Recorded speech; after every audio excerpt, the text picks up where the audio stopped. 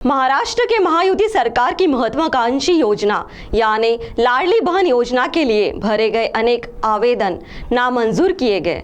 तो आइए सुनते हैं इस संबंध में जिला महिला बाल विकास अधिकारी ने विस्तार पूर्वक क्या जानकारी दी इस खबर में।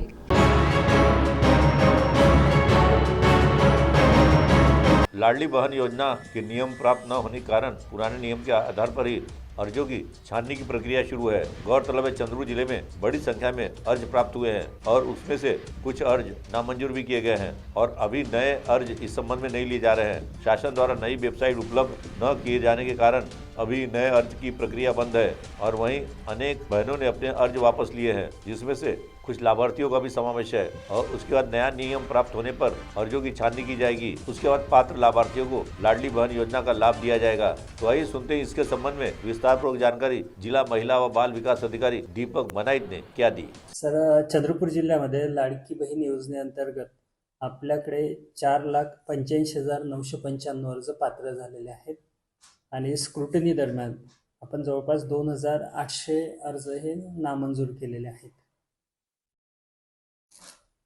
नवीन अर्ज घेणं बंद आहे। साईटचं अपडेटेशन चालू आहे। एकदा साईट अपडेट झाल्यावर शासन त्या बाबतीमध्ये निर्णय घेईल।